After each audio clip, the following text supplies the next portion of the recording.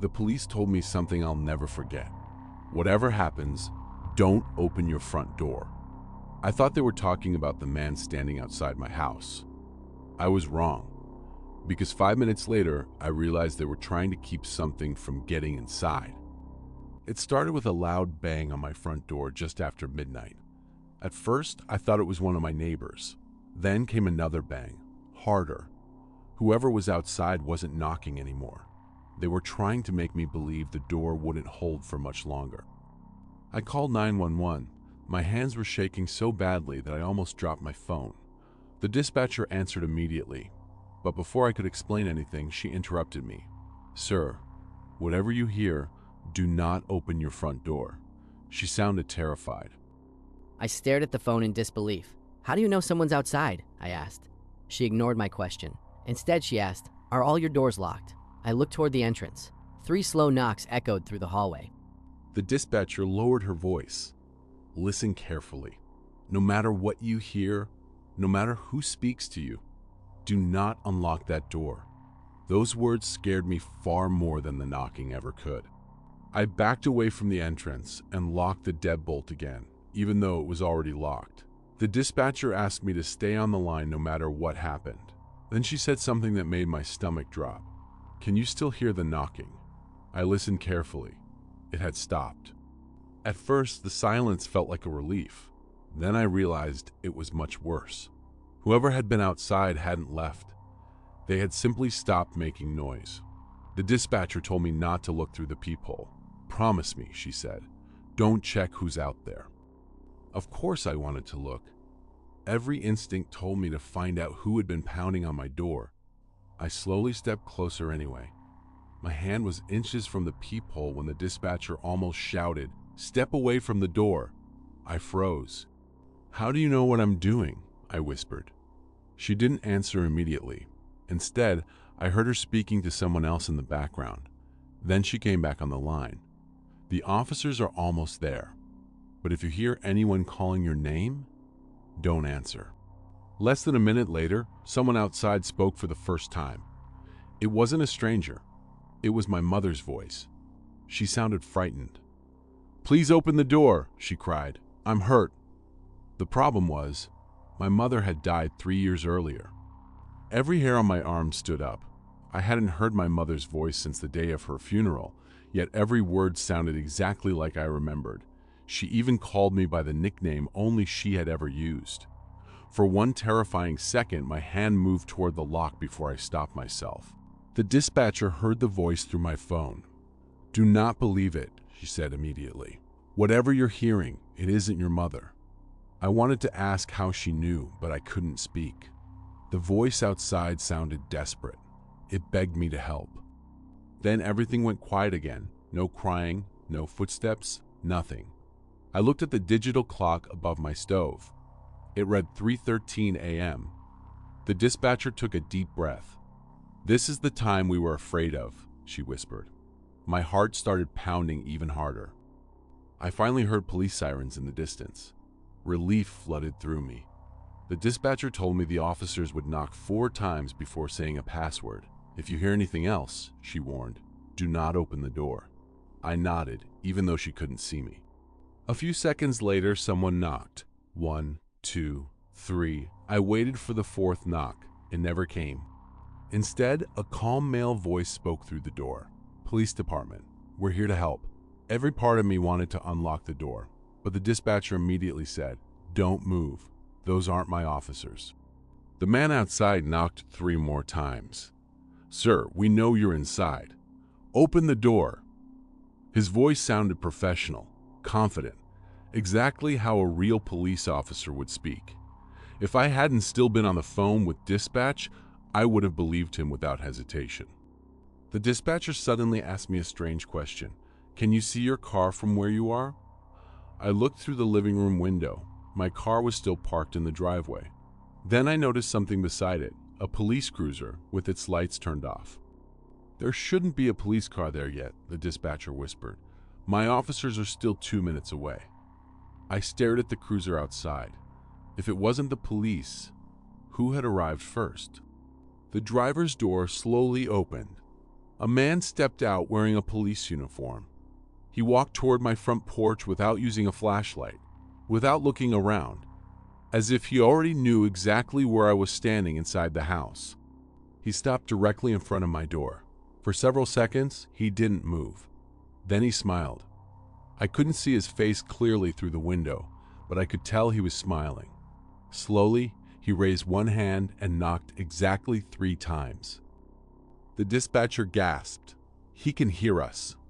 Before I could ask what she meant, the man outside tilted his head toward my living room window and placed one finger over his lips. He was telling me to stay quiet, as if he knew I was watching him. Then my phone suddenly went silent. The call had disconnected. I looked at the screen. No signal. A second later, my phone rang. The caller ID said only one word: 911. I answered without thinking. The same dispatcher's voice spoke immediately. "Don't pick up the phone." I froze. I was already holding it against my ear. If she was talking to me, who had just called? Before I could react, another voice came through the phone. It sounded exactly like the dispatcher, but this one whispered only 5 words. "Open the door. They're already inside." My heart nearly stopped. I spun around and stared into the dark hallway behind me. Every light in the house was still on, yet the hallway somehow looked darker than before. I listened carefully. The front door was silent now, but somewhere upstairs, a floorboard creaked. I grabbed the kitchen knife from the counter and backed toward the living room. My eyes never left the staircase. Another creak, then another. Someone or something was walking across the second floor with slow, deliberate steps. I lived alone. There was no reason for anyone to be upstairs. The real dispatcher finally came back on the line. Her voice was shaking. "Listen to me. My officers just arrived." I looked outside. 2 patrol cars stopped in front of my house with their emergency lights flashing. The police cruiser that had been sitting in my driveway was gone. 4 knocks echoed through the house. 1, 2, 3, 4. Then a man called out, "Police, we have your house surrounded." For the first time that night, the dispatcher whispered, "Now, open the door." I unlocked the deadbolt and pulled the door open. 3 officers rushed inside with their weapons raised. They didn't run toward me. They ran past me, straight to the staircase. One of them shouted, "Second floor." Seconds later, a single gunshot echoed through the house, and then everything went completely silent. None of the officers spoke for almost a minute. I stood frozen in the hallway, listening to heavy footsteps above me. Then the lead officer slowly came back downstairs. His face had turned completely pale. He looked at me and asked one question: "Have you been living here long?" I told him I'd bought the house 8 months earlier. He exchanged a nervous look with another officer before leading me upstairs. The bedroom door was wide open. The room was empty. The windows were locked from the inside. There was nowhere anyone could have escaped. "What did you shoot at?" I asked. No one answered. Instead, the officer pointed toward the wall beside my closet. There were fresh bullet holes in the drywall, and beside them were deep scratch marks, as if something had climbed straight up the wall instead of running across the floor. The forensic team searched the entire house until sunrise. They found no fingerprints, no footprints, and no sign that anyone had broken in. Officially, nothing had been inside my home that night. Unofficially, every officer who entered the bedroom refused to talk about what they had seen. Before leaving, the lead officer handed me his business card. On the back, he had written one sentence: "If anyone ever knocks exactly 3 times again, pretend you're not home." I never saw him again. For weeks, nothing happened. I almost convinced myself that fear had distorted my memory. Then one evening, while checking the footage from my security camera, I noticed something strange. Every night at exactly 3:13 a.m., the motion sensor activated for 3 seconds. The recording always showed an empty front porch. I replayed one of the clips frame by frame. On the final frame, just before the recording ended, there was a silhouette standing inches from my front door. It wasn't there in the frame before. It wasn't there in the frame after. Just one frame, as if it had never really been captured. The next morning, I called the police officer whose card I still kept in my wallet. The number was disconnected. I searched his name online. Nothing. No badge number, no department profile. It was as if the man who had saved my life had never existed. I decided to move out.